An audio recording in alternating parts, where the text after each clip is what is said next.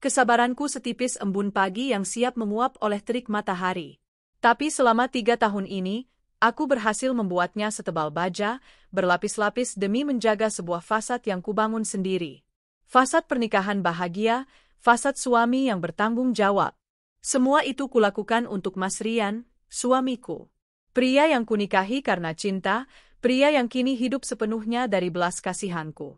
Hari itu, suara tawa riuh di depan gerbang memecah keheningan siangku yang sedang sibuk di depan laptop, mengejar tenggat waktu pekerjaan. Aku mengira itu hanya tetangga. Tapi bel berbunyi berulang kali, kasar dan tak sabar. Jantungku berdebar sedikit. Tidak ada yang bilang akan berkunjung. Ketika ku buka pintu, duniaku seakan berhenti berputar. Di sana berdiri Ibu Mirna, ibu mertuaku, dengan senyum angkuh yang selalu membuatku merasa kecil. Di belakangnya, berbaris 2 adik iparku, dan seorang wanita. Wanita yang sama yang fotonya kulihat di ponsel Mas Rian beberapa minggu lalu. Wanita yang membuat suamiku tersenyum-senyum sendiri di sudut ruangan. Nisa, kenapa lama sekali buka pintunya? Kami capek, hardik Ibu Mirna, menerobos masuk melewatiku seolah aku tak ada. Koper-koper besar diseret masuk ke ruang tamuku yang bersih. Mereka melempar tas sembarangan ke sofa beludru baruku. Ibu, ada apa ini? Kok tidak bilang-bilang mau datang? Tanyaku, suara bergetar menahan kaget. Mas Rian muncul dari belakang mereka, wajahnya pucat dan ia tak berani menatap mataku. Dia hanya menggaruk tengkuknya yang kutahu tidak gatal. Tentu saja kami mau tinggal di sini, Nisa, kata Ibu Mirna sambil memutar mata. Ini kan rumah Rian. Anakku sukses, masa ibunya tidak boleh ikut menikmati? Kami semua akan tinggal di sini. Wanita muda yang datang bersama mereka, yang kutahu namanya Lina, terkekeh sinis. Ia berjalan mengitari ruang tamu, jemarinya menyentuh vas bunga mahalku. Lumayan juga, katanya dengan suara sengau. Selera Mas Rian bagus. Tapi cat dindingnya agak norak, ya? Nanti aku ganti. Aku membeku. Aku ganti? Dan kenalkan, Ibu Mirna menarik Lina ke depannya dengan bangga. Ini Lina, calon istri kedua Rian. Dia wanita hebat, kaya raya, tidak sepertimu yang hanya, ya, beginilah. Aku menatap Lina. Sok kaya? Aku tahu siapa dia. Aku pernah melihatnya di salah satu toko baju di mall saat aku berbelanja. Dia hanya pelayan toko biasa. Tapi kini, dengan tas KW dan riasan tebal, dia berlaga seperti seorang ratu. Mas Rian? Aku mencari penjelasan dari suamiku. Rian hanya diam, menunduk seperti pengecut. Kesabaranku retak. Tapi aku masih mencoba bertahan. Mungkin ini hanya salah paham. Nisa, tunggu apa lagi? Bentak Ibu Mirna, yang sudah duduk nyaman di sofaku. Kami haus sekali. Ambilkan kami minum. Dan makanan ringan. Cepat. Lina duduk di sebelah Ibu Mirna, menyilangkan kakinya. Aku mau jus jeruk peras, ya. Jangan yang sasetan. Kulitku sensitif. Cukup. Sudah cukup. Selama 3 tahun aku menelan ludahku sendiri.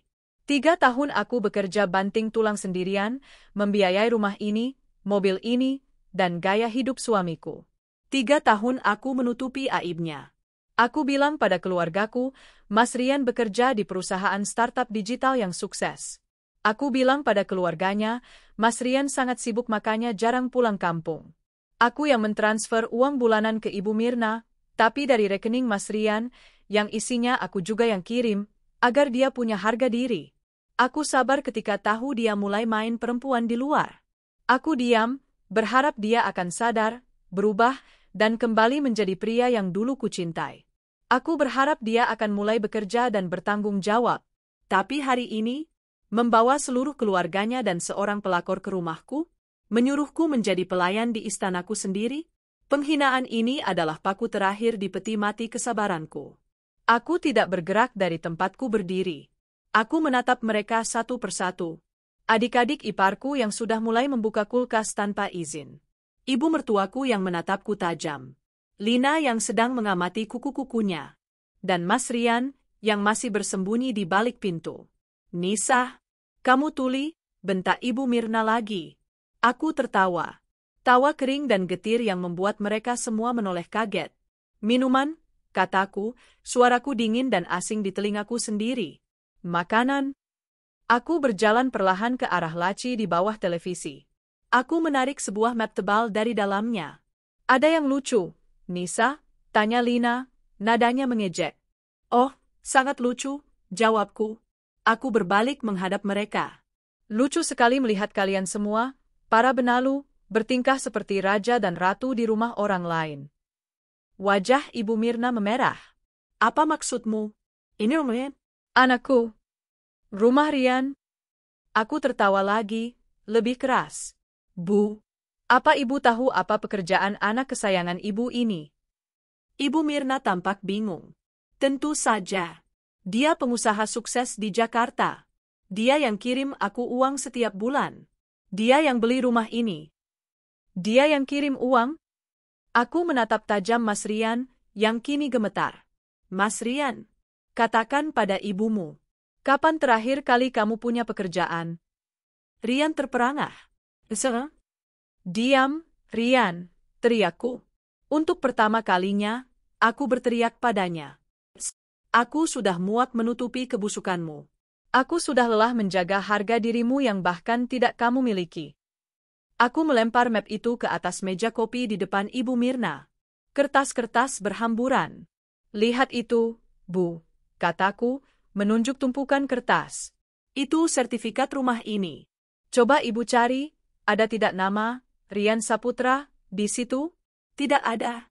Yang ada hanya namaku, Arunika Nisa. Aku yang membeli rumah ini dengan uang hasil kerjaku, dengan bonus tahunanku. Mata Ibu Mirna melotot, tangannya gemetar meraih sertifikat itu. Dia membacanya, bibirnya bergetar.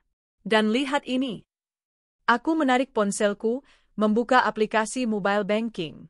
Ini bukti transfer yang ibu banggakan. Ini uang bulanan yang katanya dari Rian. Lihat nama pengirimnya. Itu rekeningku. Aku yang transfer ke rekening Rian, lalu dia teruskan ke ibu. Biar apa? Biar anak manja ibu itu terlihat punya harga diri di depan keluarganya. Semua orang terdiam. Syok. Adik-adik iparku berhenti mengunyah makanan ringan yang mereka curi dari dapurku. Mas Rian Suk. Lanjutku, menatap pria yang kini bersandar lemas di dinding. Adalah seorang pengangguran. Sudah 3 tahun dia tidak bekerja. Dia hanya numpang hidup dariku. Makan, tidur, main game, dan selingkuh. Semua pakai uangku. Wajah Lina berubah dari angkuh menjadi pucat pasi. Dia pasti mengira telah mendapatkan lotre, seorang pengusaha kaya. Kak, kamu bohong, desis Ibu Mirna, tapi suaranya tidak lagi lantang. Malu dan syok terpancar jelas di wajah sombongnya. Rian, bilang kalau dia bohong. Rian hanya bisa menggelengkan kepala, air matanya mulai menetes. Maafkan aku, Bu. Itu adalah konfirmasi yang mereka butuhkan. Jadi, kataku, kini mengambil kembali kendali penuh. Aku merasa kuat, bebas. Kalian datang ke rumah saya, membawa pelakor untuk suami saya yang numpang hidup pada saya, dan menyuruh saya, pemilik rumah ini, untuk membuatkan kalian minum. Aku berjalan ke arah pintu dan membukanya lebar-lebar. Pergi, teriakku sekuat tenaga. Pergi kalian semua dari rumah saya. Nisa, kamu tidak bisa begini. Ibu Mirna mencoba bangkit, mencoba meraih simpati. Kami sudah Aku tidak peduli, potongku. Kalian yang datang tanpa diundang, kalian juga yang harus pergi. Bawa anak pengangguranmu ini. Dan bawa juga pelayan toko yang sok kaya ini. Lina tersentak. Apa katamu? Pelayan toko? Oh, kamu pikir aku tidak tahu? Aku punya ingatan yang bagus, Lina. Baju yang kamu pakai itu bahkan diskon 70% di toko tempatmu bekerja, kan? Wajah Lina merah padam karena malu. Dia segera menarik tas KW-nya. Ibu Mirna masih berusaha melawan. Tapi kami tidak punya uang untuk pulang. Rian, beri ibumu uang. Rian merogoh sakunya, tapi dia menatapku memelas. Tentu saja, dompetnya kosong. Uang di ATM-nya pun pasti sudah habis untuk mentraktir Lina. Uang? Aku tertawa sinis. Kalian pikir setelah penghinaan ini, Aku akan berbaik hati memberi kalian ongkos pulang. Jangan harap kalian datang ke sini dengan kesombongan, silakan pulang dengan rasa malu. Aku menarik koper-koper mereka yang masih di dekat pintu dan melemparkannya satu persatu ke teras. Keluar! Atau saya panggil satpam kompleks untuk menyeret kalian. Mereka tidak punya pilihan. Ibu Mirna, yang tadinya angkuh seperti ratu, kini berjalan gontai menarik kopernya. Wajahnya menahan malu yang luar biasa. Adik-adik iparku menangis. Lina berlari kecil, menyembunyikan wajahnya. Terakhir, Mas Rian. Dia berhenti di depanku. Nisa, maafkan aku. Beri aku kesempatan. Kesempatan? Aku menatap matanya yang basah. Kesempatanmu sudah habis, Mas. Tepat saat kamu membiarkan ibumu dan selingkuhanmu menginjakkan kaki di rumah ini dan menghinaku. Pergi. Aku menutup pintu tepat di depan wajahnya. Hening. Untuk pertama kalinya dalam 3 tahun, rumah ini terasa benar-benar menjadi milikku. Aku bersandar di pintu, air mata akhirnya mengalir. Bukan air mata kesedihan, tapi air mata kelegaan. Aku tidak peduli bagaimana mereka akan pulang. Aku tidak peduli mereka akan menderita di jalan. Mereka menuai apa yang mereka tabur. Aku mengambil ponselku, bukan untuk mengecek pekerjaan, tapi untuk menelepon pengacaraku. Besok, aku akan memulai hidup baru. Tanpa pengkhianat, tanpa benalu. Hidupku baru saja dimulai. Pintu kayu jati yang kokoh itu tertutup dengan bunyi, blam, yang final. Hening. Untuk beberapa detik pertama, Nisa hanya berdiri mematung, punggungnya bersandar di pintu. Telinganya masih berdengung. Bukan karena teriakan, tapi karena keheningan yang tiba-tiba datang menggantikan riuh rendah drama yang baru saja terjadi. Ia memejamkan mata. Adrenalin yang tadi membuatnya sekuat baja perlahan-lahan surut. Kaki yang tadi berdiri kokoh, kini terasa lemas. Nisa melorot, terduduk di lantai marmer yang dingin, tepat di balik pintu yang menjadi benteng terakhirnya. Lalu, air mata itu datang.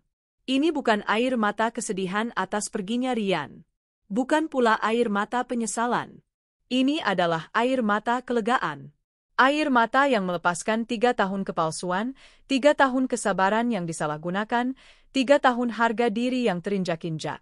Ia menangisi Arunika Nisa yang dulu, gadis naif yang rela bekerja ganda, menutupi aib suaminya, mengirim uang atas nama suaminya, hanya demi sebuah ilusi, harga diri, pria yang bahkan tidak menghargai dirinya sendiri.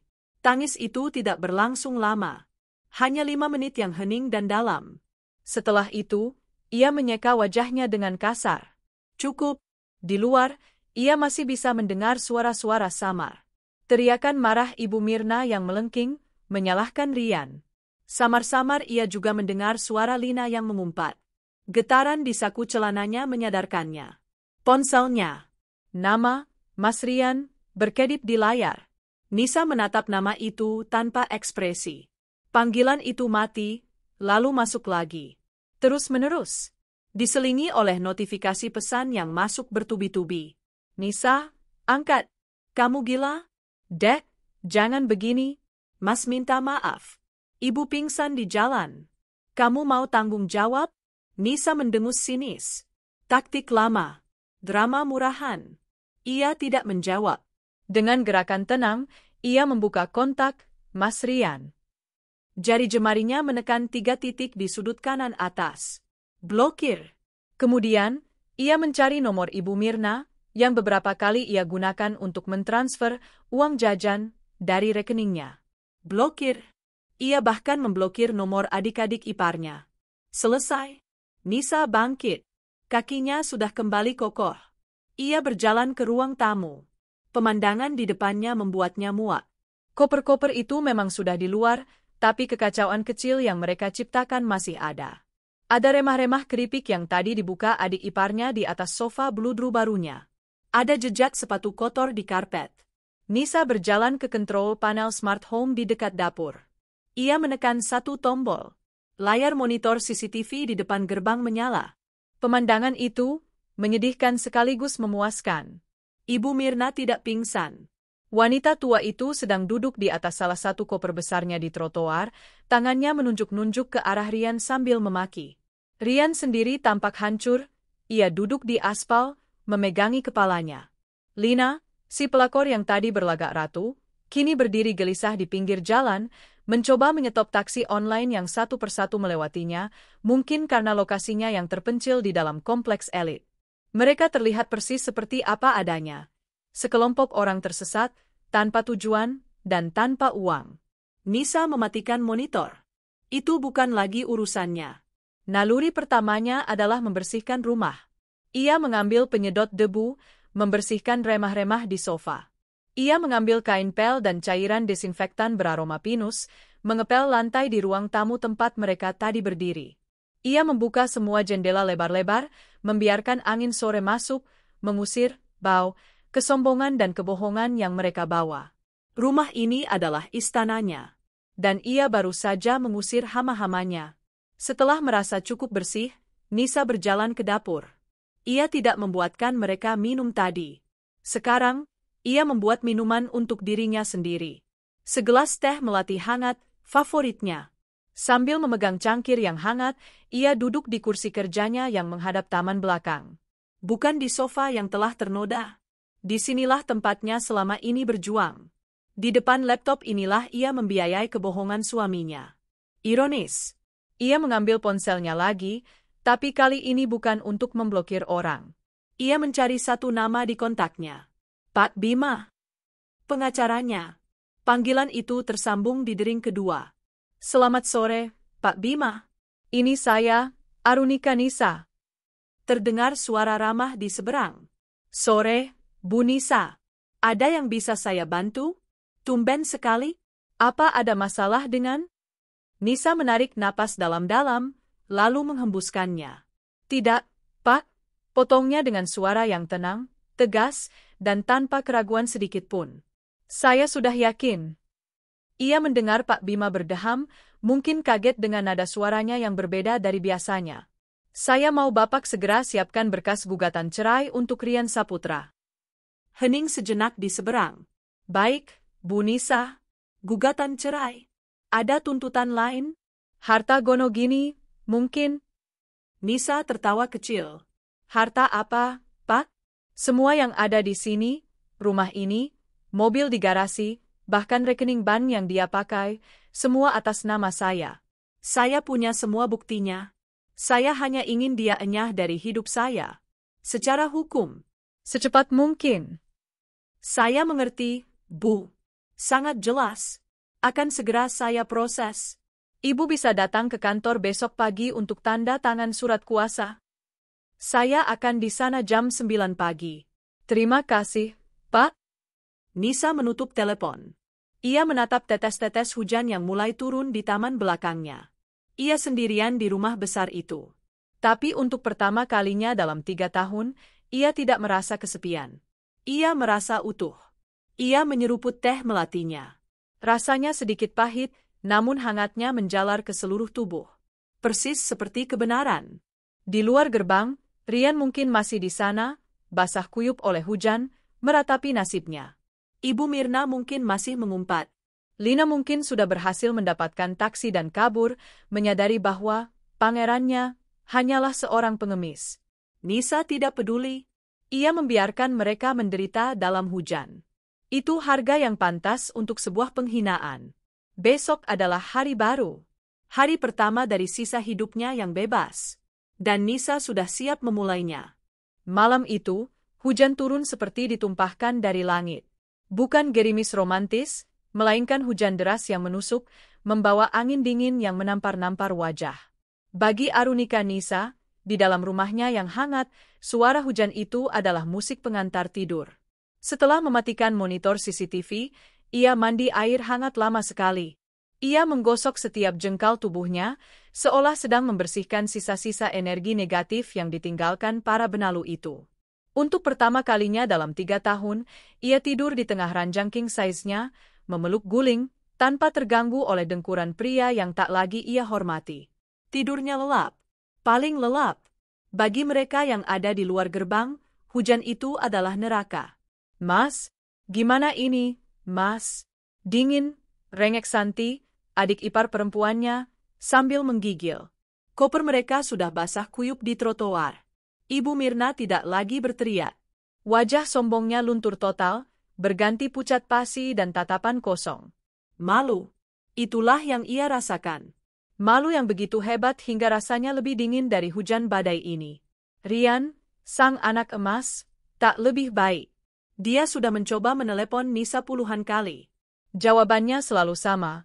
Nomor yang Anda tuju sedang tidak dapat menerima panggilan. Diblokir. Pesan WhatsApp-nya hanya centang 1. Dia hancur. Bukan karena cintanya ditolak, tapi karena sumber keuangannya diputus total. Kalian semua diam, bentak Lina tiba-tiba. Si pelakor itu tampak paling frustrasi. Riasan mahalnya sudah luntur, memperlihatkan wajah aslinya yang letih dan marah. Aku nggak mau tahu. Mas Rian, mana uang yang kamu janjikan? Katanya kamu pengusaha sukses? Masa kita terdampar kayak gembel begini? Sabar, Lin. Rian tidak tahu harus berkata apa. Sabar? Kamu bilang sabar? Lina tertawa histeris. Aku ini diajak untuk jadi nyonya besar. Bukan untuk jadi gelandangan kehujanan. Aku lihat dari awal juga istrimu itu yang punya segalanya. Kamu itu cuma numpang. Jaga mulutmu, Lina. Ibu Mirna yang tadinya diam, kini tersinggung. Kamu menghina anakku? Menghina? Lina menatap Ibu Mirna tajam. Justru ibu yang buta. Ibu bangga-banggain anak pengangguran ini, sampai mau bawa aku ke sini? Untuk apa? Pamer? Pamer apa? Pamer kebodohan? Lina menyambar tas KW-nya. Kalian urus saja masalah kalian sendiri. Aku nggak sud. Dia berlari ke tengah hujan, ke arah gerbang kompleks yang masih sekitar 300 meter lagi, mencoba mencari ojek atau taksi apapun yang mungkin lewat. Dia meninggalkan mereka begitu saja. Rian hanya bisa menatap punggung Lina yang menjauh. Ditinggalkan selingkuhan dalam keadaan paling hina. Panggil Ibu Mirna, suaranya kini bergetar menahan tangis. Gimana ini, nak? Kita nggak punya uang pulang. Ibu malu, Rian? Rian memejamkan mata. Rasa malu, dingin, lapar, dan putus asa bercampur aduk. Harga dirinya, yang selama ini disokong oleh kebohongan dan uang istrinya, kini hancur berkeping-keping. Mereka tidak punya pilihan. Dengan menyeret koper yang berat karena basah, Rian, ibunya, dan kedua adiknya berjalan tertatih-tatih di bawah hujan, menuju pos satpam di depan kompleks. Mereka terlihat persis seperti pengungsi bencana. Satpam yang berjaga malam itu menatap mereka dengan curiga. Cari siapa, Pak, Bu? Kok jalan kaki basah-basah? Kami tamu Bu Nisa di Blok C, kata Rian, suaranya serak. Satpam itu mengernyit. Bu Nisa? Tapi setahu saya Bu Nisa nggak ada bilang nunggu tamu. Apalagi sampai jalan kaki begini. Mau saya teleponkan ke rumah Bu Nisa? Jangan, teriak Ibu Mirna panik, yang langsung dibalas tatapan aneh oleh satpam itu. Anu, Pak, kami ketinggalan dompet, bohong Rian, menelan ludahnya. Bisa tolong, pinjamkan kami uang untuk ke terminal? Nanti kami ganti. Satpam itu menggeleng tegas. Maaf, Pak. Prosedur. Kami nggak bisa pinjamkan uang. Malam itu, harga sebuah penghinaan mereka bayar lunas. Rian harus menelepon sepupunya yang tinggal di pinggiran Jakarta, memelas minta dijemput dan dipinjami uang, setelah menelan semua makian dan pertanyaan, bukankah kau sukses di Jakarta? Malam itu, mereka berakhir tidur berdesakan di lantai rumah kontrakan petak sepupu mereka. Jauh dari sofa bludru, AC sentral, dan kemewahan yang baru beberapa jam lalu mereka klaim sebagai milik mereka. Pukul 6:30 pagi, Nisa bangun. Ia meregangkan tubuhnya. Tidak ada rasa pegal karena semalam harus berbagi ranjang. Tidak ada pemandangan menyebalkan pria yang masih tidur sementara ia harus bersiap bekerja. Rumah itu sunyi. Sunyi yang damai. Ia membuka tirai kamarnya. Hujan semalam menyisakan udara pagi yang segar. Jakarta tampak cerah. Seolah alam semesta merestui keputusannya. Nisa menyeduh kopinya. Bukan kopi instan yang biasa diminum Rian, tapi biji kopi gayo pesanannya, yang ia giling sendiri. Aromanya memenuhi dapur. Sambil menyeruput kopi, Ia membuka laptopnya. Ada beberapa email pekerjaan yang harus ia balas.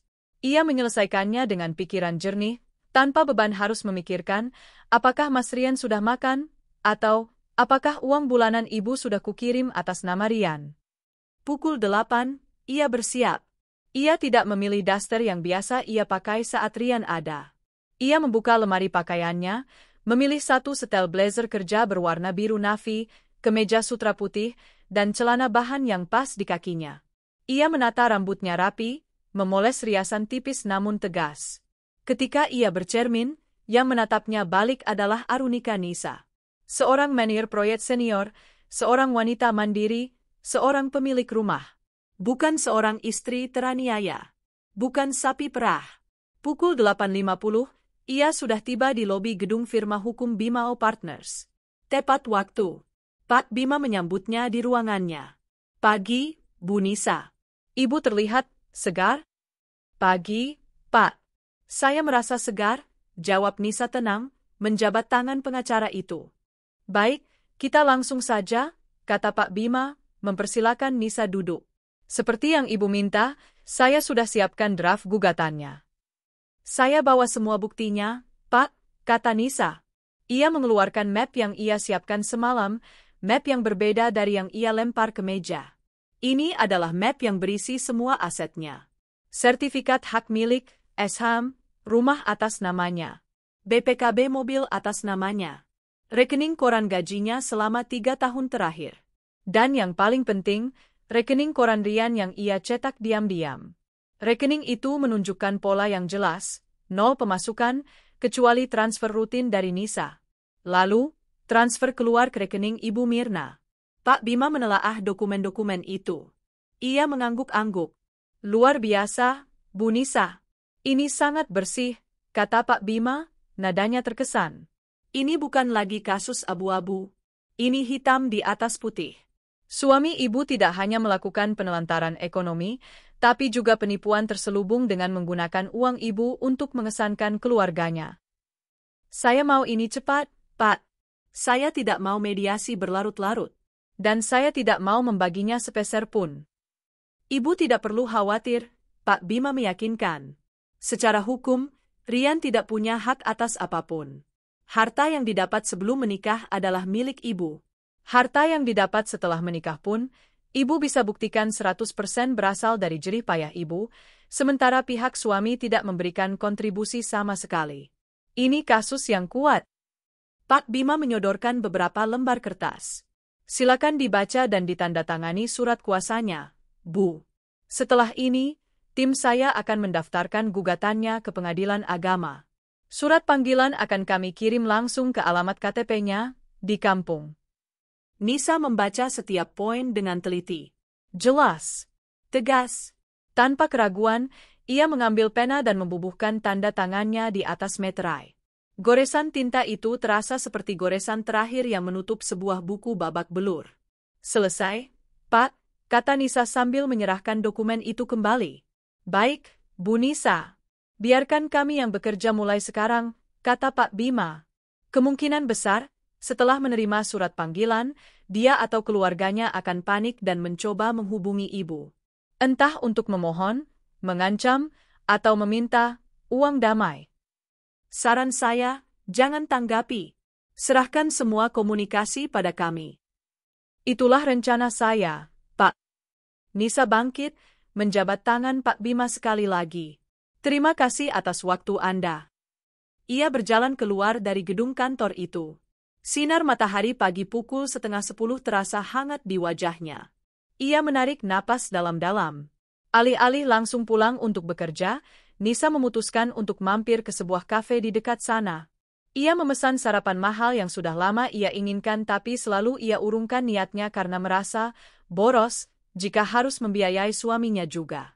Ia duduk sendirian di sudut kafe, menikmati kroasannya yang renyah dan kopi susunya yang nikmat. Ia membuka laptopnya, bukan untuk bekerja, tapi untuk mencari informasi.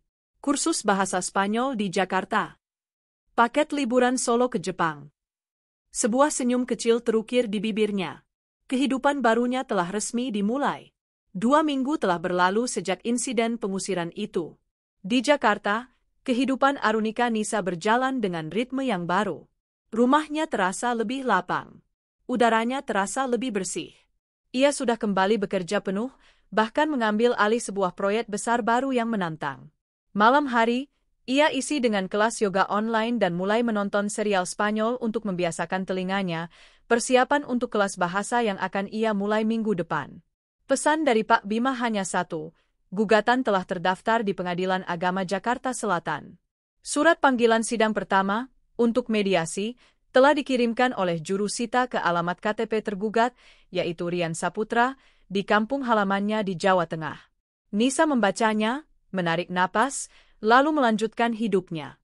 Sementara itu, ratusan kilometer jauhnya, di sebuah desa kecil yang damai, suasana di rumah Ibu Mirna jauh dari kata tenteram.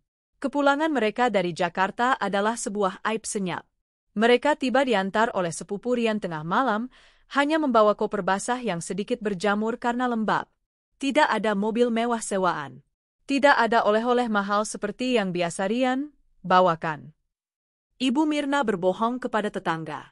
Ia bilang Rian sedang mengambil cuti panjang karena Nisa, sang istri, sedang ada proyek besar di luar negeri. Sebuah kebohongan yang rapuh. Rian sendiri lebih banyak mengurung diri di kamar. Pria yang biasanya pongah berjalan di kampung dengan kaos bermerek yang dibelikan Nisa, kini hanya memakai kaos oblong pudar. Dia panik. Saldo di rekeningnya tinggal puluhan ribu rupiah. Dia sudah mencoba menghubungi Nisa dari berbagai nomor baru, bahkan melalui media sosial. Semuanya diblokir. Nisa mengunci semua akses padanya. Pagi itu, cuaca di kampung sedang terik.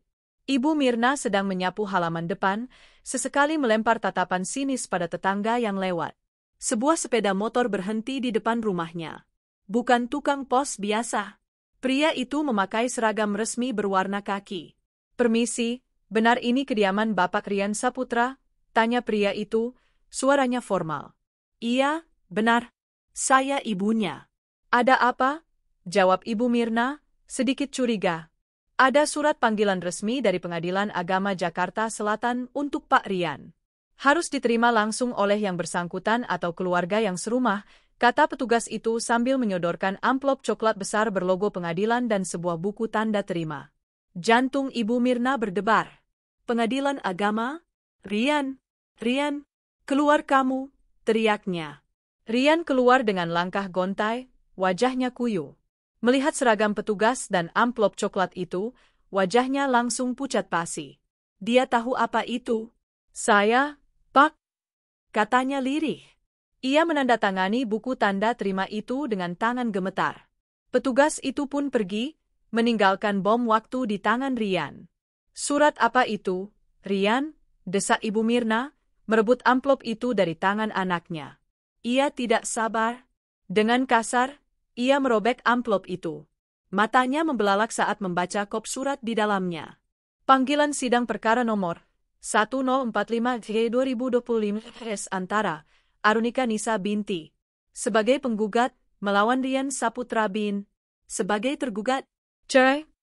Suara Ibu Mirna melengking, memecah keheningan pagi. "Perempuan itu dia berani menggugat cerai kamu, Rian?" Rian hanya bisa terduduk lemas di kursi teras. Ibu Mirna tidak berhenti di situ. Tangannya yang gemetar terus membalik lembaran kertas, membaca poin-poin alasan gugatan yang dilampirkan oleh pengacara Nisa. Tergugat, Rian Saputra, telah gagal dan lalai memberikan nafkah lahir dan batin kepada penggugat, Arunika Nisa, selama tiga tahun terakhir masa pernikahan. Tergugat telah melakukan penelantaran ekonomi, di mana seluruh biaya hidup rumah tangga, termasuk biaya hidup tergugat, sepenuhnya ditanggung oleh penggugat. Tergugat telah menjalin hubungan terlarang, perselingkuhan, dengan wanita lain atas sepengetahuan penggugat. Tergugat telah membawa masuk wanita selingkuhan tersebut beserta keluarganya ke dalam rumah kediaman bersama. Setiap poin adalah tamparan. Setiap kata adalah paku yang menancap di harga diri Ibu Mirna. Semua kebohongan anaknya, semua kebanggaan palsunya, kini tertera hitam di atas putih dalam dokumen hukum yang resmi. Dasar anak tidak tahu diri. Ibu Mirna tidak lagi berteriak pada Nisa. Ia berbalik dan memukuli punggung Rian dengan sekuat tenaga. "Kamu mempermalukan ibu. Jadi benar semua? Kamu pengangguran? Kamu numpang hidup sama dia? Kamu selingkuh. Sakit, Bu? Henkah? Rian mencoba menangkis. Sakit? Hati ibu lebih sakit, Rian. Malu, malu. Mau ditaruh di mana muka ibu? Semua orang di kampung ini tahu kamu sukses di Jakarta. Ternyata apa? Kamu cuma benalu. Tangis Ibu Mirna meledak. Bukan tangis kesedihan, tapi tangis kemarahan dan malu yang teramat sangat. Dia juga menuntut kita? Tanya Ibu Mirna panik, mencoba membaca bahasa hukum yang rumit itu. Dia mau menyita rumah ini. Enggak, Bu. Kata Rian pelan, membaca sekilas. Dia enggak nuntut apa-apa. Dia cuma minta cerai. Dia bilang semua harta memang punya dia. Keheningan melanda. Fakta bahwa Nisa tidak menuntut apa-apa justru lebih menusuk. Itu artinya Nisa tidak membutuhkan apapun dari mereka. Itu artinya Nisa begitu kaya dan kuat, sementara mereka begitu miskin dan hina. Tidak bisa, desis Ibu Mirna, matanya menyala licik. Dia sudah menghina kita. Kita harus balas. Kita harus minta harta Gonogini. Rumah itu, mobil itu, setengahnya harus jadi milikmu, Rian. Nggak bisa, Bu. Rian frustrasi. Ibu nggak baca? Semua itu dibeli Nisa. Pakai uang dia. Kita nggak punya bukti apa-apa. Ibu tidak mau tahu. Kamu harus lawan. Kalau perlu, bilang sama hakim kalau dia yang selingkuh. Bilang dia istri durhaka, mengusir suami dan mertua. Kita harus dapat sesuatu, Rian. Kita sudah terlanjur malu. Rian memegangi kepalanya yang pusing. Melawan Nisa? Dengan apa? Dengan pengacara siapa? Mereka bahkan tidak punya uang untuk ongkos ke Jakarta. Dalam keputusasiannya, Rian mengambil ponsel adiknya. Ia mencoba menelepon Nisa lagi. Di Jakarta, Nisa sedang berada di tengah meeting penting. Ponselnya di mode getar. Sebuah nomor baru tak dikenal dari Jawa Tengah muncul di layar. Nisa menatapnya sekilas. Ia tahu persis siapa itu. Sesuai pesan Pak Bima, ia menekan tombol reject merah. Lalu, dengan tenang, ia memblokir nomor itu. Ia kembali fokus pada presentasinya. Maaf, ada interupsi kecil. Baik, mari kita lanjutkan ke proyeksi kuartal keempat. Di kampung, Rian melempar ponsel adiknya ke kasur. Gagal. Gagal lagi. Ia kini sadar. Ini bukan lagi drama rumah tangga. Ini adalah perang hukum. Dan ia datang ke perang ini tanpa senjata, tanpa baju zirah, bahkan tanpa sepeser pun uang. Nisa telah mengskakmatnya. Dan penderitaan mereka baru saja dimulai. Bagi Rian dan ibunya, surat panggilan pengadilan itu adalah vonis mati yang tertunda. Hari-hari di kampung berubah menjadi siksaan. Ibu Mirna, yang tadinya ratu gosip, kini menjadi objek gosip. Setiap kali ia keluar rumah, tatapan tetangga terasa seperti jarum. Mereka yang dulu memujinya karena punya anak, sukses, kini berbisik di belakangnya, menebak-nebak apa yang sebenarnya terjadi. Kita harus ke Jakarta, Rian, desak Ibu Mirna di suatu malam, suaranya parau dan penuh kebencian. Kita tidak bisa biarkan dia menang semudah itu. Pakai apa, Bu? Jawab Rian putus asa. Dia berbaring di amben bambu di ruang tengah, menatap langit-langit yang kusam. Uang dari mana? Sepupu juga sudah nggak mau pinjami lagi. Dia bilang kita nggak tahu diri. Ibu Mirna terdiam. Matanya menatap tajam ke lemari kaca di sudut ruangan. Di sana, di antara foto-foto wisudarian yang kini terlihat ironis, ada sebuah kotak bludru merah. Dengan tangan gemetar, ia membukanya. Sebuah kalung emas. Satu-satunya perhiasan berharga miliknya, warisan dari ibunya. Jual ini, katanya pelan, suaranya serak. Rian terperanjat. Bu, jual, bentak Ibu Mirna. Ini harga diri. Ibu tidak sudi diinjak-injak perempuan itu. Kita pakai uangnya untuk bus ke Jakarta. Kita datangi pengadilan itu. Kamu harus bilang sama hakim, kamu mau setengah dari hartanya. Itu hak kamu sebagai suami. Tapi, Bu, pengacara Nisa? Pengacara bisa dibayar. Kebenaran tidak, potong Ibu Mirna, meski ia sendiri tahu ia sedang membela kebohongan. Kamu suaminya. Titik. 2 minggu kemudian, di lobi Pengadilan Agama Jakarta Selatan, Nisa duduk diam di kursi tunggu berbahan metal yang dingin. Ia datang tidak sendirian. Pak Bima, pengacaranya, duduk di sampingnya, menelaah berkas-berkas di dalam mapnya. Pagi ini, Nisa kembali mengenakan setelan kerjanya yang terbaik. Rambutnya disanggul rapi. Wajahnya tenang, meski jantungnya berdebar sedikit lebih kencang. Ini adalah pertama kalinya ia akan melihat mereka lagi sejak hari pengusiran itu. Bu Nisa, kata Pak Bima pelan, tanpa mengalihkan pandangan dari berkasnya. Ingat pesan saya. Sebentar lagi di dalam ruang mediasi, mereka akan ada di sana. Mereka akan mencoba segalanya. Nisa mengangguk. Mereka akan memancing emosi ibu. Mungkin menangis, memohon, atau memaki. Ibu jangan terpancing. Jangan bicara apapun pada mereka. Fokuskan pandangan ibu hanya pada mediator. Biar saya yang menjawab semua tuduhan dengan fakta hukum. Mengerti? Saya mengerti, Pak, jawab Nisa tegas. Pintu lobi terbuka. Sekelompok orang masuk dengan langkah ragu. Nisa tidak perlu menoleh. Aroma parfum murah yang menyengat, bercampur dengan bau keringat asam khas perjalanan jauh, sudah memberitahunya. Itu mereka. Rian, Ibu Mirna, dan satu adik perempuannya, Santi. Penampilan mereka adalah antitesis dari Nisa. Rian memakai kemeja batik kusut yang sepertinya belum disetrika, wajahnya kuyu dan janggutnya mulai tumbuh tak terurus. Ibu Mirna tampak 10 tahun lebih tua. Wajah sombongnya hilang, digantikan oleh gurat kelelahan dan kebencian yang mendalam. Mata Ibu Mirna langsung terkunci pada Nisa. Nisa, panggilnya, suaranya bergema di lobi yang hening. Nisa tidak bergerak, menuruti instruksi Pak Bima. Ia tetap menatap lurus ke depan. Nisa, tega kamu, nak. Kamu menjarakan suamimu sendiri? Ini ibumu. Ibu Mirna mulai berjalan cepat ke arahnya, siap memulai drama. Pak Bima bangkit berdiri, tubuhnya yang tegap menghalangi langkah Ibu Mirna. Selamat pagi, Ibu, sapa Pak Bima dengan suara tenang namun berwibawa. Mohon maaf, klien saya tidak akan berkomunikasi di luar ruang sidang. Silakan tunggu panggilan. Ibu Mirna tertegun. Dihadang oleh seorang pengacara berpenampilan necis, nyalinya sedikit menciut. Ia hanya bisa mendesis marah sebelum seorang petugas memanggil nama mereka. Ruang mediasi itu kecil dan pengap. Seorang mediator parubaya yang tampak lelah duduk di ujung meja. Baik, kita di sini untuk mediasi, kata mediator itu, membuka pertemuan. Saya harap ada jalan tengah. Ibu Nisa sebagai penggugat dan Bapak Rian sebagai tergugat. Apa yang sebenarnya terjadi? Nisa tetap diam. Pak Bima yang angkat bicara. Yang mulia, klien kami menggugat cerai atas dasar penelantaran ekonomi dan adanya pihak ketiga.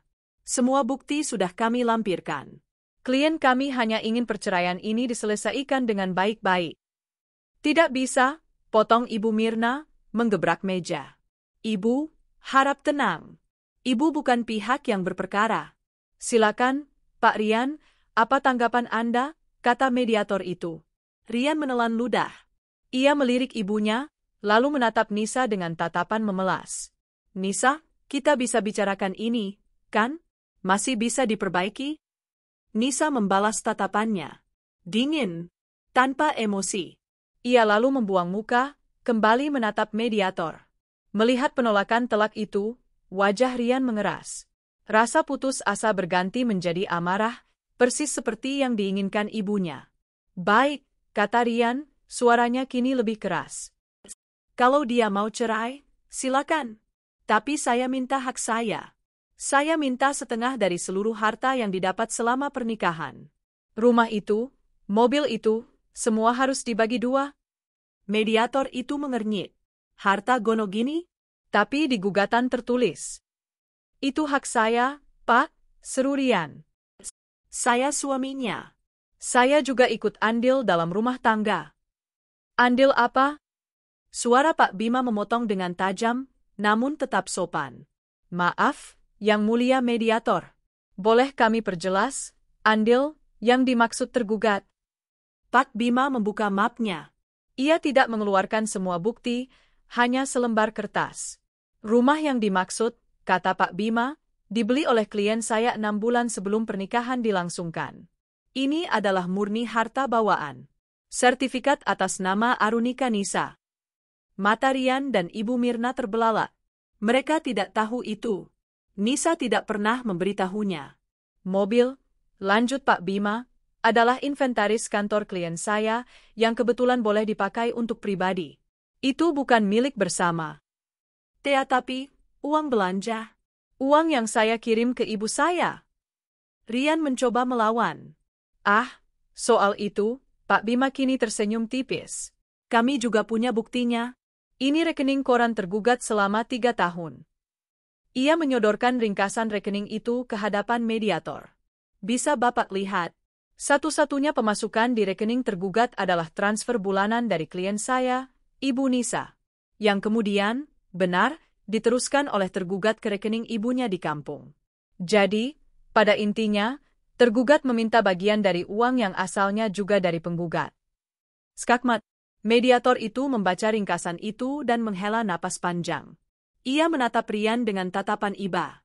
Pak Rian, kata mediator itu, posisi Anda sangat lemah. Bahkan, jika Ibu Nisa mau, beliau bisa menuntut balik Anda atas penipuan dan penggelapan. Tapi beliau tidak melakukannya. Beliau hanya ingin cerai. Wajah Rian pucat seperti mayat. Itu semua fitnah. Ibu Mirna melompat dari kursinya. Dia istri durhaka. Dia memfitnah anak saya. Dia mengusir kami. Hakim macam apa Anda ini? Pasti Anda sudah disogok perempuan ini. Ibu, jaga mulut Anda, bentak mediator itu, wibawanya keluar. Sidang ini selesai. Perkara akan dilanjutkan ke persidangan. Ia mengetuk palu kecil di mejanya. Pak Bima segera berdiri. Mari, Bu Nisa. Nisa bangkit. Saat ia berjalan melewati Rian, Rian mencoba meraih tangannya. Nisa, tolong. Nisa menepis tangan itu tanpa menoleh. Saat mereka keluar dari ruangan, Ibu Mirna masih berteriak-teriak histeris, menyumpahi Nisa dan pengacaranya. Kamu akan masuk neraka, Nisa. Kamu akan kena azab. Lihat Sad. Nisa terus berjalan. Ia tidak menoleh ke belakang. Di luar gedung pengadilan, matahari bersinar terik. Nisa memakai kacamata hitamnya. Langkah selanjutnya apa, Pak? Tanyanya sambil membuka pintu mobilnya. Kita siapkan saksi untuk sidang pembuktian, jawab Pak Bima tenang. Mereka baru saja menggali kuburan mereka sendiri di depan mediator. Ini akan lebih mudah dari yang saya kira. Nisa mengangguk. Ia menyalakan mesin mobil, dan AC yang dingin langsung menyejukkan wajahnya. Ia melaju, meninggalkan neraka itu di belakang spionnya. Sebulan telah berlalu sejak mediasi yang gagal total. Sidang hari ini adalah agenda yang paling ditunggu, pembuktian. Nisa tiba di pengadilan tepat waktu. Kali ini ia lebih tenang. Pak Bima, pengacaranya, berjalan di sampingnya dengan langkah mantap. Mereka sudah menyiapkan segalanya. Di seberang ruang tunggu, Rian dan Ibu Mirna duduk. Aura mereka telah berubah total. Tak ada lagi kesombongan sisa. Yang ada hanya kelelahan dan tatapan pahit. Perjalanan bolak-balik Jakarta Kampung dengan bus ekonomi, tidur menumpang di rumah sepupu yang sering menyindir, dan menjual satu-satunya perhiasan Ibu Mirna, telah menguras habis energi mereka. Mereka tidak didampingi pengacara. Mereka tidak mampu membayarnya. Sidang perkara nomor 1045 PDG 2025 Pak JS akan dimulai. Ruang sidang utama terasa lebih dingin dan mengintimidasi daripada ruang mediasi. Seorang hakim ketua, didampingi 2 hakim anggota, duduk di meja tinggi berukir. Agenda hari ini adalah pembuktian dari pihak penggugat, kata hakim ketua dengan suara berat. Kuasa hukum penggugat, silakan ajukan bukti-bukti Anda. Terima kasih, Yang Mulia, Pak Bima berdiri. Ini adalah momen pembantaian yang dilakukan secara legal, tenang, dan sistematis. Pertama, kami ajukan bukti T1, sertifikat hak milik atas nama Arunika Nisa yang diterbitkan 6 bulan sebelum tanggal pernikahan. Membuktikan rumah kediaman adalah harta bawaan penggugat. Kedua, T2, surat keterangan dari PT Jaya Digital yang menyatakan mobil yang diperkarakan adalah aset perusahaan, bukan milik pribadi. Ketiga, T3 sampai T10, bundel rekening koran. Pertama, rekening gaji penggugat yang menunjukkan pemasukan rutin.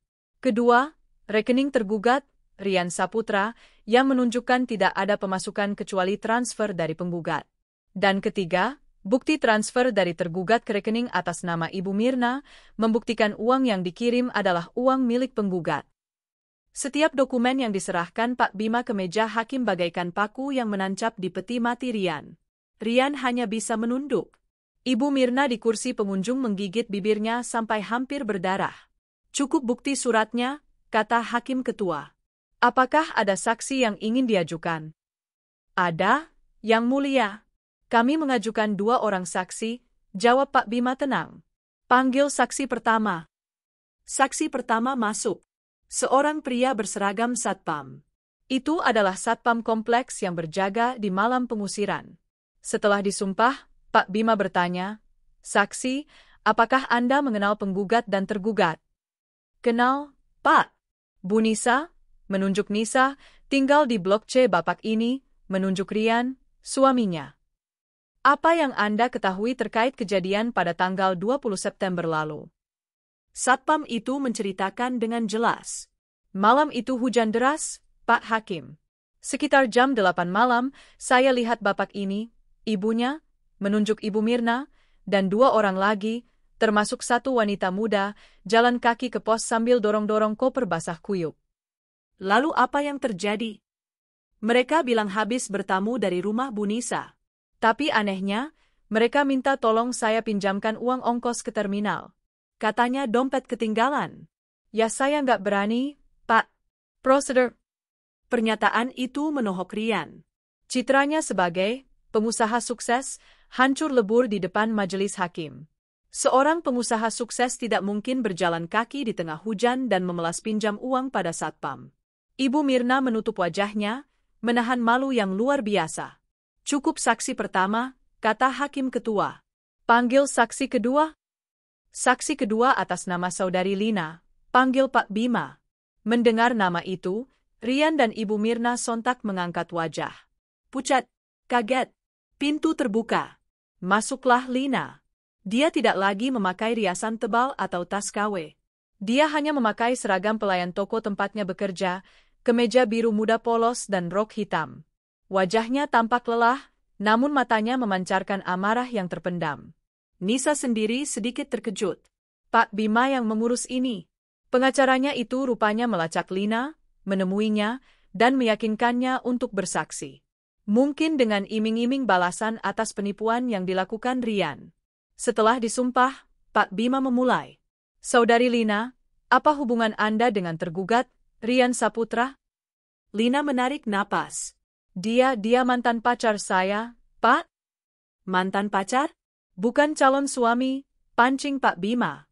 "Itu yang dia janjikan," jawab Lina ketus. "Dia bilang dia akan menceraikan istrinya dan menikahi saya.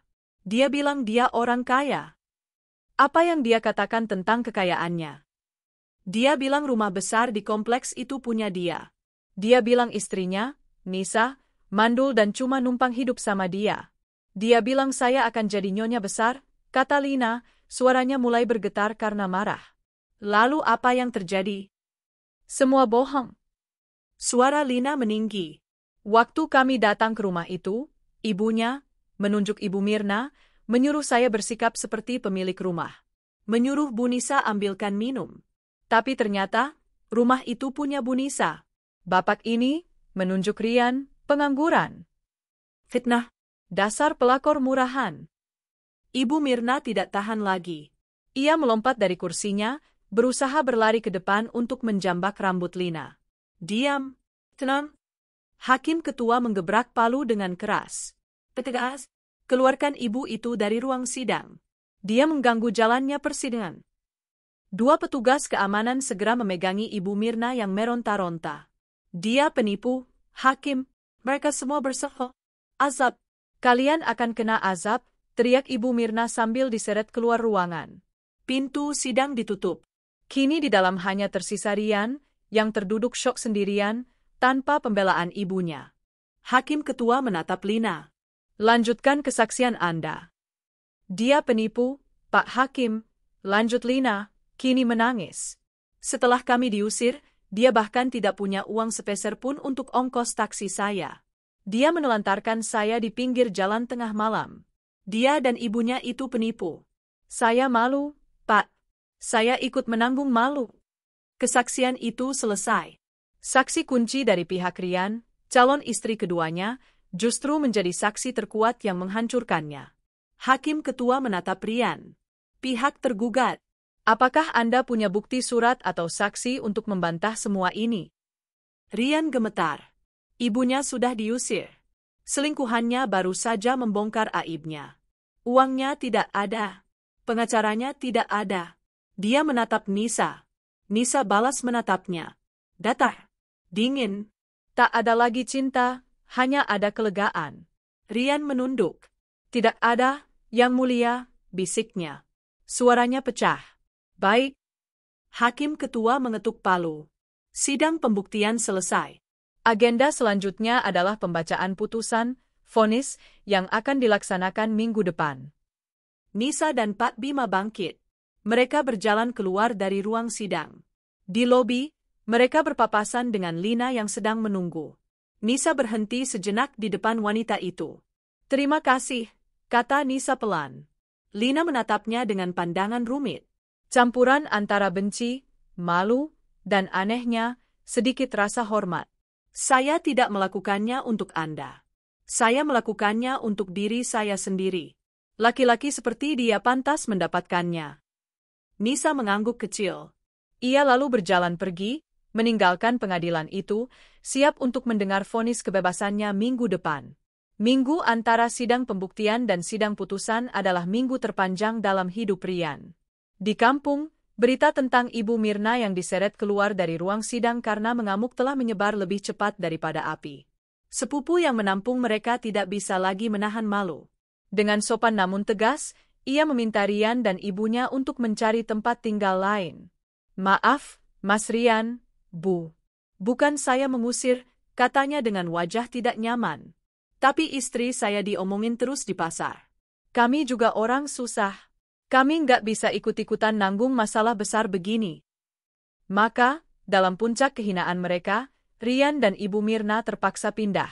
Mereka menyewa satu kamar petak sempit di belakang pasar desa, menggunakan sisa-sisa terakhir dari uang hasil menjual kalung Ibu Mirna. Tempat itu pengap, berbau ikan asin, dan suara riuh pasar terdengar sejak dini hari. Setiap malam, Ibu Mirna tidak tidur. Ia hanya duduk di sudut kamar yang gelap, matanya menatap kosong, sesekali bergumam menyumpahi Nisa. Kebanggaannya telah hancur. Anaknya, yang ia kira seorang pangeran, ternyata tak lebih dari seorang pengemis yang hidup dari belas kasihan istrinya. Rian sendiri hancur. Ia tidak punya apa-apa lagi. Tak ada istri, tak ada rumah mewah, tak ada uang, tak ada selingkuhan. Bahkan harga dirinya di kampung pun lunas terbayar oleh kehinaan. Dia benar-benar di titik nol. Sebaliknya, bagi Arunika Nisa, minggu itu adalah minggu yang produktif. Ia sudah tahu ia akan menang. Pak Bima telah meyakinkannya bahwa buktinya kedap air. Jadi, Nisa tidak menunggu. Ia mendaftarkan diri di pusat kebugaran. Ia menyelesaikan proyek besarnya di kantor dengan pujian dari Dewan Direksi. Ia sudah mulai kelas bahasa Spanyol pertamanya, tertawa canggung saat lidahnya kaku melafalkan hola dan gracias. Ia mempersiapkan hidup barunya, bahkan sebelum palu hakim diketuk. Hari putusan. Nisa kembali tiba di pengadilan agama. Pagi ini, ia tidak memakai blazer. Ia memakai gaun kerja semiformal berwarna krem yang elegan. Rambutnya tergerai rapi. Wajahnya memancarkan ketenangan. Siap, Bu Nisa? Sapa Pak Bima di lobi. Saya lahir siap, Pak, jawab Nisa sambil tersenyum tipis. Mereka menunggu. Tak lama kemudian, dua sosok yang mereka kenali masuk ke lobi. Pemandangan itu membuat beberapa pengunjung lain berbisik. Rian dan Ibu Mirna. Mereka tampak kucel. Pakaian yang mereka kenakan adalah pakaian yang sama dengan yang mereka pakai di sidang sebelumnya, kini tampak lebih lecet. Mata Rian cekung dan merah, sementara rambut Ibu Mirna yang biasanya rapi tersanggul, kini diikat seadanya. Mereka datang bukan untuk bertarung, mereka datang untuk dieksekusi. Mereka duduk di barisan paling belakang, jauh dari Nisa. Ibu Mirna menatap Nisa dengan satu tatapan, kebencian murni yang tak lagi meledak-ledak, melainkan dingin dan menusuk. Nisa tidak membalas tatapan itu. Baginya, mereka sudah selesai. Panggilan sidang terdengar. Di dalam, suasananya khidmat. Berbeda dengan sidang pembuktian yang panas, hari ini udaranya terasa dingin dan final. Nisa duduk di kursi penggugat. Rian, sendirian, duduk di kursi tergugat. Ibu Mirna duduk di kursi pengunjung paling depan, diawasi oleh dua petugas keamanan kalau-kalau ia berulah lagi. Hakim ketua membuka mat tebal di depannya. Ia berdeham. Ruangan hening. Pengadilan Agama Jakarta Selatan, setelah menimbang, memeriksa, dan mengadili perkara perdata nomor 1045 PDG 2025 4DS antara penggugat Arunika Nisa dan tergugat Rian Saputra, dengan ini memutuskan. Nisa menarik napas dalam-dalam. Mengadili. Suara hakim ketua bergema. 1. Mengabulkan gugatan penggugat untuk seluruhnya. Nisa memejamkan mata sepersekian detik. Alhamdulillah. 2. Menjatuhkan talak 1 bain syugra dari tergugat, Rian Saputra, terhadap penggugat, Arunika Nisa. Di kursinya, Rian tersentak. Ini adalah kata final. Cerai. 3. Menyatakan bahwa tergugat telah terbukti secara sah dan meyakinkan gagal dalam memenuhi kewajibannya sebagai suami, yaitu memberikan nafkah lahir dan batin kepada penggugat. 4. Menyatakan bahwa tergugat telah terbukti secara sah dan meyakinkan melakukan perbuatan tercela, yaitu menjalin hubungan terlarang, perselingkuhan, dengan wanita lain. Setiap poin adalah paku yang dipukul oleh hakim. 5. Menolak tuntutan rekonvensi, tuntutan balik, dari tergugat mengenai harta bersama atau gonogini untuk seluruhnya. Ibu Mirna di belakang mencengkeram pegangan kursi. Harta? Hakim melanjutkan, menimbang bahwa rumah di Blok C nomor 10 adalah harta bawaan penggugat yang diperoleh sebelum pernikahan. Menimbang bahwa seluruh aset lain terbukti diperoleh dari penghasilan tunggal penggugat, sementara tergugat tidak memberikan kontribusi ekonomi sama sekali. 6. Menetapkan hak asuh. Hakim berhenti, perkara ini tidak melibatkan anak. 7. Membebankan seluruh biaya perkara yang timbul kepada pihak tergugat. Itu adalah tendangan terakhir.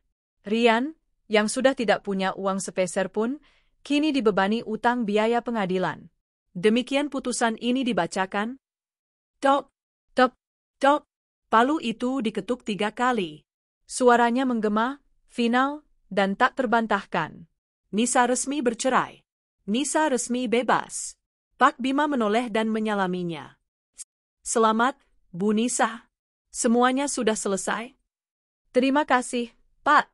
Terima kasih atas segalanya, kata Nisa, suaranya sedikit bergetar oleh kelegaan. Mereka bangkit.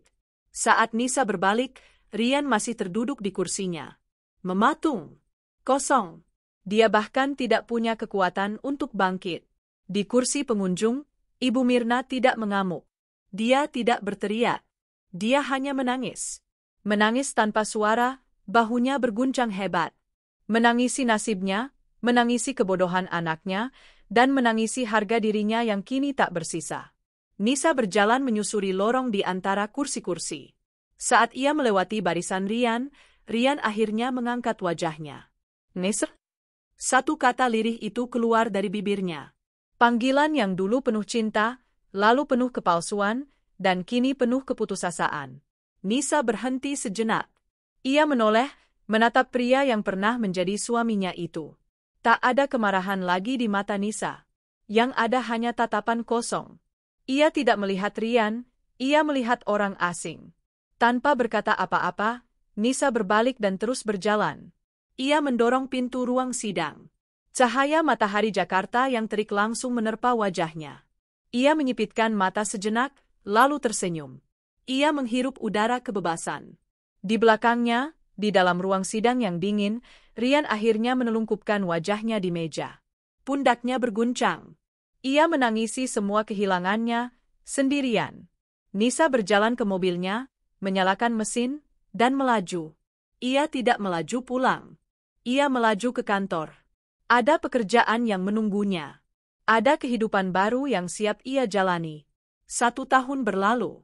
Bagi sebagian orang, 1 tahun adalah waktu yang singkat. Bagi yang lain, itu adalah sebuah era. Di Kyoto, Jepang, di tengah-tengah taman kuil Kinkakuji yang bermandikan cahaya matahari musim gugur, seorang wanita berdiri sendirian. Ia mengenakan mantel wol yang nyaman, rambutnya dipotong sebahu, tampak lebih muda dan segar. Arunika Nisa tersenyum saat ia melihat pantulan kuil emas yang megah di atas air danau yang tenang. Ini adalah perhentian kelimanya dalam perjalanan solonya selama 2 minggu di Jepang. Perjalanan yang ia bayar lunas dengan bonus akhir tahunnya. Bonus yang ia dapatkan setelah berhasil memimpin proyek baru di kantornya, yang membawanya pada promosi jabatan menjadi Senior Head of Project. Hidupnya telah berubah total. Rumahnya di Jakarta kini terasa lebih hidup. Ia merombak total kamar yang dulu dipakai Rian menjadi studio yoga dan perpustakaan pribadinya. Di akhir pekan, ia tidak lagi menghabiskan waktu menutupi aib. Ia menghabiskannya dengan teman-teman barunya dari kelas bahasa Spanyol, mencoba restoran baru, atau sekadar membaca buku di tamannya yang asri. Ia sudah lama melupakan tentang keharusan mengecek ponsel, takut akan drama. Ponselnya bergetar. Sebuah pesan masuk dari grup WhatsApp kelas yoganya. Nisa, jangan lupa besok kita coba kelas hot yoga, ya. Bawa handuk ekstra. Nisa terkekeh dan mengetik balasan, siap. Sampai besok. Ia memasukkan ponselnya kembali ke saku. Ia menghirup dalam-dalam udara musim gugur yang sejuk dan bersih. Ia menatap pantulan wajahnya sendiri di permukaan danau. Yang balas menatapnya adalah seorang wanita utuh. Kuat, mandiri, dan yang terpenting, damai. Ia tidak lagi membawa dendam. Ia tidak perlu. Ia sudah menang. Di tangannya, ia memegang sebuah omamori, jimat keberuntungan Jepang, yang baru saja ia beli. Jimat untuk awal yang baru. Ia menggenggamnya erat, lalu berbalik, siap melanjutkan perjalanannya. Ratusan kilometer jauhnya, di sebuah desa kecil di Jawa Tengah, waktu seolah berjalan mundur. Di sebuah kamar petak sempit berukuran 3x3 meter di belakang pasar, bau pengap dan aroma ikan asin bercampur jadi satu. Ibu Mirna, yang dulu dikenal sebagai Ibu Jenderal, yang sombong, kini duduk di lantai semen yang dingin. Tangannya yang dulu terawat, kini kapalan dan kotor. Ia sedang memilah-milah cabai rawit yang setengah busuk, memisahkannya untuk dijual lagi dengan harga miring. Itulah pekerjaannya sekarang. Buruh pilah di pasar. Upahnya tak seberapa, hanya cukup untuk membeli beras dan lauk seadanya. Wajahnya kuyu. Kebanggaan dan kesombongannya telah luntur, digantikan oleh kegetiran yang permanen. Tetangga tidak lagi menghormatinya, mereka menjadikannya bahan tertawaan dan contoh cerita, karma dibayar tunai. Pintu kamar yang reot berderit terbuka. Rian masuk. Tubuhnya yang dulu terawat dan berisi, kini kurus dan kotor. Ia melempar buntalan sarung ke lantai. Ia baru saja selesai menjadi kuli panggul di pasar. Pekerjaan kasar yang dulu sangat ia hina. Ia duduk di lantai, menuang air putih dari kendi ke gelas kaleng. Dapat berapa hari ini? Tanya Ibu Mirna, suaranya serak, tanpa menoleh. 20.000, jawab Rian pelan. Pasar lagi sepi. Ibu Mirna mendengus. 20.000. Cukup untuk apa? Dulu, istrimu menghamburkan jutaan untukmu. Sekarang, kau cari 20.000 saja susah payah. Cukup, Bu, bentak Rian. Jangan sebut-sebut dia lagi. Kenapa? Malu? Ibu Mirna berbalik, matanya menyala dalam kegelapan kamar. Ini semua karena kamu. Karena kebodohanmu. Kalau saja kamu tidak serakah membawa pelakor itu, kalau saja kamu mau bekerja, kita tidak akan jadi gembel seperti ini. Kalau ibu tidak sombong dan terus memeras Nisa, mungkin dia masih akan sabar, balas Rian, tak mau kalah. Pertengkaran itu sudah menjadi rutinitas harian mereka. Saling menyalahkan atas nasib mereka yang kini berada di titik terendah. Di tengah pertengkaran itu, seorang petugas dari kelurahan datang, berdiri di ambang pintu. "Permisi, Pak Rian Saputra." Rian dan ibunya terdiam. "Ini ada surat tagihan terakhir dari pengadilan agama," kata petugas itu, menjaga jarak, seolah enggan masuk ke kamar yang pengap itu. "Biaya perkara Anda masih menunggak. Kalau tidak segera dilunasi, akan ada sita barang." Petugas itu meletakkan amplop coklat di lantai depan pintu dan segera pergi. Rian menatap amplop itu. "Sita barang? Barang apa?" Mereka bahkan tidak punya apa-apa lagi untuk disita. Ibu Mirna tertawa. Tawa kering yang terdengar seperti tangisan. "Biaya perkara? Ah, kita dihina, kita dipermalukan, dan sekarang kita disuruh bayar untuk kehinaan kita sendiri." Rian memegangi kepalanya. Penyesalan datang terlambat. Dia teringat rumahnya yang sejuk, sofa beludru, makanan enak, dan istri yang mengurusnya. Istri yang ia hianati dan ia biarkan keluarganya menghinanya. Ia kehilangan satu-satunya berlian yang pernah ia miliki, demi mengejar kerikil yang ia kira emas. Ibu Mirna kembali memilah cabai, air matanya menetes diam-diam di antara tumpukan cabai busuk. Harga sebuah kesombongan ternyata jauh lebih mahal daripada yang pernah ia bayangkan. Sementara itu, di Kyoto, Nisa sedang memesan semangkuk ramen hangat di sebuah kedai kecil. Ia mengangkat mangkuknya, menyeruput kuahnya yang kaya rasa. Rasanya nikmat. Rasanya seperti kebebasan. Hidupnya, yang ia bangun kembali dari puing-puing, kini sepenuhnya menjadi miliknya. Dan ia akan menikmatinya setiap saat.